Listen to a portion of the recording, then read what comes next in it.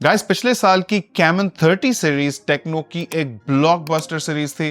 Techno caiman 30, caiman 30 लुएवे addition और मेरा personal favourite caiman 30S, ये सारे फोन्स आप लोगों को भी बहुत पसंद आए थे और हमारे 2024 के स्मार्टफोन अवार्ड्स में भी कैमन 30 ने बहुत सॉलिड परफॉर्मेंस दी थी। तो टेक्नो एक बार फिर मैदान में आ चुका है। ये है टेक्नो कैमन 40 प्रो 4G। हमारे आज की वीडियो में करेंगे इसे अनबॉक्स और देखेंगे कि क्या कुछ इस बार नया है। कुछ नए कैमरा मोड्स हैं जो कि आपको दिखाने हैं और अब ये action button techno caiman series में भी आ चुका है। और ऑफ कोर्स फिर हमारे पास है AI, lots and lots of AI features. In fact इस फोन में डीप सीक बिल्ट इन है। जी हाँ, वो ही डीप सीक जो कि चैट GPT के कंपटीशन में आया है। So let's check it all out. अस्सलाम वालेकुम और रिव्यूज पे में खुशामदीद। मेरा नाम अमीर है और दोस्तों टेक्नो कैमन 40 लाइनअप में इस बार 3 डिवाइसेस हैं। टेक्नो कैमन 40 जो कि 59999 का है, कैमन 40 प्रीमियर 5G जो 1099999 का है और ये कैमन 40 प्रो 4G जो कि 65999 का है। एक ही वेरिएंट लॉन्च हुआ है 8GB रैम 256GB स्टोरेज के साथ। अब दोस्तों पिछली बार टेक्नो ने कैमन 30 सीरीज के साथ मेरे हिसाब से काफी decent value for money deliver की थी। अब देखना यह है कि क्या ये कैमन 40 प्रो और इसका feature set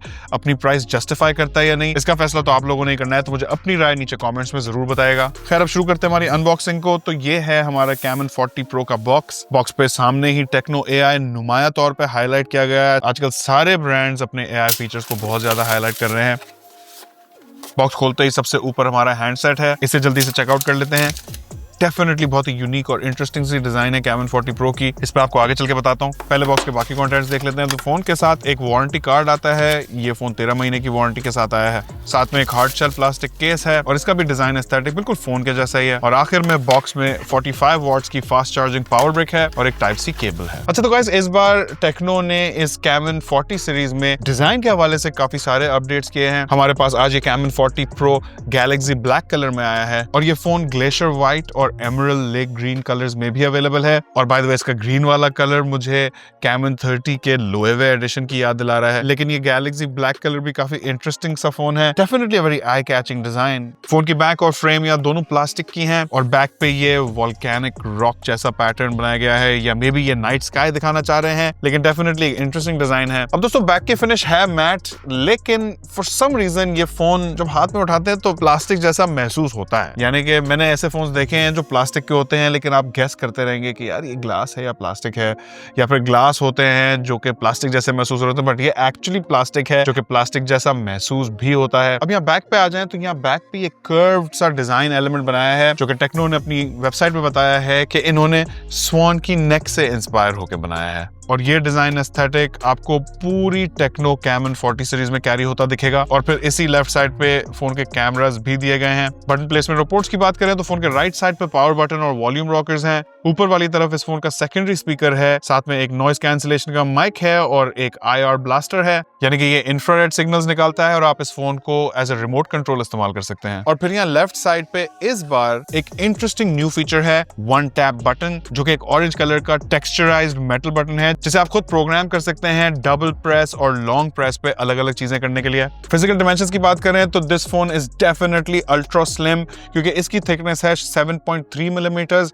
normally Android phone ज्यादातर आपको एवरेज एंड्रॉइड फोन इस वक्त 8 मिलीमीटर का दिखेगा, तो कोई भी फोन जो 7.5 मिलीमीटर से नीचे हो मैं उसे पर्सनली अल्ट्रा स्लिम ही कंसिडर करता हूं। साथ ही साथ इस फोन का वजन भी खासा कम है, ओनली 178 ग्राम्स, आई मीन 180 ग्राम के अंदर फोन होना क्वाइट स्लिम एंड लाइट। लेकिन यहाँ इंप्रेसिव बात यह है कि इस फोन में बड़ी बैटरी दी गई है और अगर आप इसकी स्क्रीन साइज देखें तो it's definitely a phablet size phone, जिसका मतलब है कि ये फोन थोड़ा स्लिम साइड पे है। एंड्रॉइड फोन्स की एवरेज थिकनेस 8 मिलीमीटर होती है और by the way even though ये एक अल्ट्रा स्लिम फोन है, इसे बिल्कुल भी हल्का ना लेना, क्योंकि यहाँ IP68 और IP69 dust and water resistance है, यानी कि ये फोन पूरी तरह पानी में सबमर्ज हो जाता है। और यहाँ गोरिल्ला ग्लास 7i की प्रोटेक्शन भी दी गई है। साइज में ये फोन खासा बड़ा है, बेसिकली एक फैबलेट साइज फोन है। मैं ऐसे फोन नॉर्मली उन लोगों को रेकमेंड करता हूं जिन्हें बड़े फोन्स पसंद आते हैं, क्योंकि टेक्नो कैमन 40 प्रो में ये बहुत ही बड़ा 6.78 इंचेस का कर्व्ड एमोलेड डिस्प्ले है।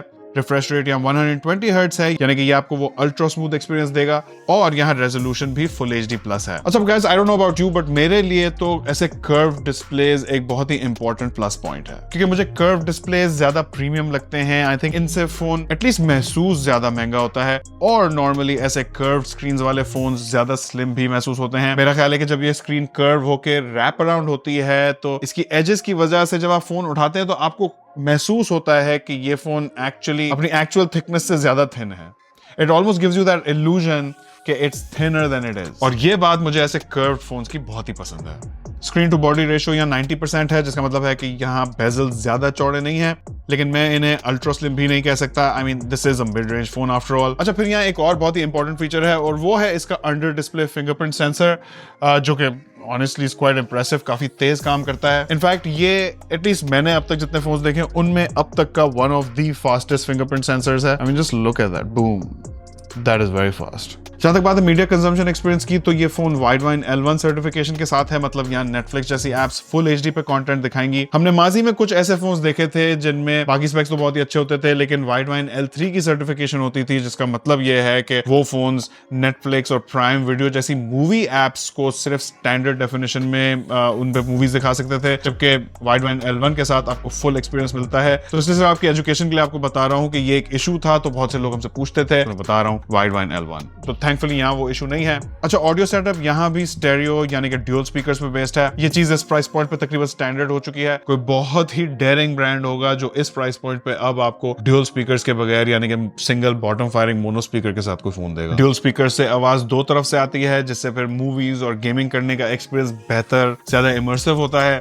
और फिर यहाँ टेक्नो ने डॉल्बी एटमॉस की सर्टिफिकेशन भी कराई है, जो कि ऑडियो के एक्सपीरियंस को थोड़ा और इंप्रूव कर देती है। मेन स्पीकर यहाँ नीचे है, जबकि सेकेंडरी स्पीकर ऊपर वाली तरफ है। दोनों की बैलेंसिंग की बात करूं तो 65-35 है, जहां बॉटम स्पीकर मुझे ज्यादा लाउड लगा, लेकिन इनकी साउंड क्वालिटी मुझे काफी डिसेंट लगी। बेस और ट्रेबल की बैलेंसिंग भी मुझे काफी डिसेंट लगी, स्पेशली कंसिडरिंग कि ये एक मिड रेंज फोन है, ये कोई फ्लैगशिप फोन नहीं है। उसके हिसाब से मुझे आवाज काफी अच्छी लगी है यहाँ पे। ऐसे मिड रेंज फोन खरीदते हुए आपको भी जरा एक्स्ट्रा ख्याल रखना चाहिए कि लाउड होकर आवाज ज्यादा फटनी नहीं चाहिए, और बैलेंसिंग बहुत ही ज्यादा ऑफ नहीं होनी चाहिए कि आपका एक्सपीरियंस खराब करे, और वो चीजें इस फोन में नहीं है। I really enjoyed the experience. अच्छा, बात परफॉर्मेंस पे, और मुझे फीलिंग आ रही है कि आप लोग इस वाले सेक्शन में सबसे ज्यादा कमेंट्स लिखेंगे नीचे। मेरा ख्याल है कि MediaTek के Helio G100 के साथ आप लोगों की रिलेशनशिप ही कुछ ऐसी हो गई है, खासकर इस 60-65 या इससे ऊपर वाले प्राइस पॉइंट्स पे। ये बेसिकली एक 6 नैनोमीटर का 4G चिप है। पिछले साल इसका प्रेडिसेसर Helio G99 हुआ करता था, और हम सब उसे प्यार से पाकिस्तान का कौमी चिपसेट कहा करते थे, क्योंकि वो हर फोन में हम देख रहे थे, हर दूसरे फोन में Helio G99 आया करता था। फिर बाकी कॉन्फ़िगरेशन भी आप लोगों की फेवरेट है, यानी कि Mali G57 GPU, 8GB RAM और 256GB UFS 2.2 storage. So like I said, बहुत ही स्टैंडर्ड किस्म की कॉन्फ़िगरेशन है, और मैं एंड आई एम श्योर हमारी रिव्यू स्पीक के कम्युनिटी के काफी सारे टेक एंथुसियास्ट भी प्रेफर करते हैं अगर इस फोन में कोई नया प्रोसेसर, कोई नई चीज डाली जाती। माना कि Antutu में ये 4.25-4.5 लाख तक का स्कोर दे देता है, लेकिन इस Helio G100 और इससे पहले G99 की परफॉर्मेंस में फर्क उतना ही है जितना इनके नामों से आपको लग रहा है, मतलब कि ज्यादा फर्क नहीं है दोनों में। Which is why 65,000 के प्राइस पॉइंट पे Helio G100 काफी लोगों को पसंद नहीं आता। लेकिन हैविंग सेड दैट, ये phone daily use apps, normal phone activities, everyday के फोन के काम आराम से हैंडल करेगा। आप इस फोन पे कैजुअल गेमिंग भी कर सकते हैं। PUBG में ये फोन 40 FPS तक का गेम प्ले देगा, और इसमें हार्डवेयर जायरो भी मौजूद है। कॉड मोबाइल भी यहाँ काफी स्मूथली चलेगी। आ जाए बैटरी और चार्जिंग सेटअप पे, तो यहाँ इस फोन की कॉन्फ़िगरेशन अच्छी है। 5200 mAh की बैटरी, साथ में 45 वॉट्स की फास्ट चार्जिंग, जो कि बकौल टेक्नो इस फोन को 50% सिर्फ 23 मिनट्स में और फुल चार्ज 43 मिनट्स में कर देगी। लेकिन ऑब्वियसली इतना बड़ा और ब्राइट 120 हर्ट्ज का डिस्प्ले, साथ में MediaTek Helio G100 processor, full performance पे काफी सारा ड्रॉ होगा इन दोनों चीजों का मिला के, तो आई एम श्योर बैटरी काफी तेज डिप्लीट होगी। लेकिन इट हेल्प्स कि यहाँ पर 200 mAh एक्स्ट्रा बैटरी दी गई है, तो 5200 mAh की बैटरी है, जो कि इस वक्त के ज्यादातर फ्लैगशिप एंड्रॉइड फोन से भी ज्यादा है। आई जस्ट विश कि यहाँ चार्जिंग स्पीड थोड़ी ज्यादा तेज दी जाती। 45 वॉट्स ओके है, super fast charging, but at the same time 80-90-120 what की अगर चार्जिंग होती तो और भी मजा आता। कम से कम 80 वॉट की तो देते यार, थोड़ा शशका और बढ़ जाता है इस फोन का। अब अगर बात करें इंटरफेस एक्सपीरियंस की, तो टेक्नो कैमन 40 में एंड्रॉइड 15 है, जिस पे टेक्नो की अपनी स्किन HiOS 15 लगी हुई है, जो कि इनकी कस्टम स्किन है। And I must say Tecno ने ओवर टाइम अपना इंटरफेस बहुत ही ज्यादा रिफाइन करके रख दिया है। अब वो दिन गए जब हमें टेक्नो और इन्फिनिक्स की इन इंटरफेसेस और स्किन्स में एक वो सस्ती वाली फीलिंग आती थी, हर जगह अनवांटेड नोटिफिकेशंस होती थी, अजीब अजीब किस्म की एनिमेशंस और अजीब अजीब किस्म के चेंजेस किए हुए होते थे इंटरफेस में। अब कहानी बहुत ही डिफरेंट है। Now you get the super clean interface experience. ये फोन ऑनेस्टली एक प्रीमियम हाई एंड फोन की फील देता है। बाय द वे, ये है टेक्नो की हाई OS 15, जिसमें इस बार AI को इंटरफेस के अंदर बेक कर दिया गया है और आप खुद सेलेक्ट कर सकते हैं कि आपको गूगल जेमिनी यूज करना है या DeepSeek R1। ऑफ कोर्स यहाँ वो स्टेपल AI टूल्स भी मौजूद हैं जो हर फोन में हम आजकल देख रहे हैं, जैसे कि AI eraser, AI image extender, AI portrait और भी बहुत से हैं। लेकिन एक ने मुझे ज्यादा इंटरेस्ट किया और वो है ये AI कॉल असिस्टेंट, जो कि ऑटो कॉल आंसरिंग के साथ साथ कॉल ट्रांसलेशन और नॉइज सप्रेशन भी करता है। इंटरेस्टिंग। और ऑफ कोर्स ये एक टेक्नो का फोन है तो हमें एक auto call recorder natively phone के अंदर बिल्ट इन मिलता है। आ जाओ उस वन टैप बटन पर, तो बेसिकली इस फोन में एक नया बटन डाला गया है जिसे आप काफी सारे डिफरेंट फंक्शंस असाइन कर सकते हैं, जैसे कि लॉन्ग प्रेस करने पे एला वॉइस असिस्टेंट आएगी, double tap to open the camera, आप इससे फोन को साइलेंट, टॉर्च लाइट को ऑन और ऑफ और बहुत सी दूसरी चीजें भी कर सकते हैं। This is basically Tecno's take on Apple's action button. और इसी के बाद अब बात कर लेते हैं इस फोन के कैमरास पे, जो कि टेक्नो की कैमन सीरीज का सबसे इंपॉर्टेंट फीचर है। आई मीन इसका नाम कैमॉन आया ही कैमरा ऑन से है। So let's see what we have here. Back पे ड्यूल कैमरा सेटअप है जिसमें 50 मेगापिक्सल का मेन कैमरा है विद ऑप्टिकल इमेज स्टेबलाइजेशन। इसके साथ एक 8 मेगापिक्सल का अल्ट्रा वाइड कैमरा है और यहाँ साइड पे एक LED फ्लैश है। आप यहाँ सोच रहे होंगे कि ये ट्रिपल कैमरा सेटअप क्यों बना हुआ है। वेल, इसके अंदर एक डमी कैमरा है। I mean it doesn't work. दिखने में ट्रिपल कैमरा सेटअप होना चाहिए बस। I mean what's up with all these brands man, why they doing that. अच्छा, अब यहाँ एक फीचर टेक्नो ने बहुत ही ज्यादा मार्केट किया है और वो है फ्लैश स्नैप। और by the way, out of the box ये एक्शन बटन भी फ्लैश स्नैप पे ही मैप हुआ आता है। फ्लैश स्नैप से बेसिकली बहुत ही फास्ट मूविंग ऑब्जेक्ट्स को एक्यूरेटली कैप्चर किया जा सकता है। I mean at the end of the day काफी बेसिक किस्म की फंक्शनैलिटी है। मुझे समझ नहीं आया कि टेक्नो इसको इतना ज्यादा क्यों पुश कर रहे हैं। मुझे पर्सनली थोड़ा गिमिकी फील हो रहा था क्योंकि बहुत ही बेसिक सा फीचर है। लेकिन यहाँ कैमरा काफी तगड़ा है। 50 मेगापिक्सल का Sony LYT-700C ultra night camera sensor लगा हुआ है। यहाँ आप इस कैमरा के कुछ सैंपल्स भी देख सकते हैं। और इससे पहले कैमन 30S की भी कैमरा परफॉर्मेंस काफी डिसेंट थी।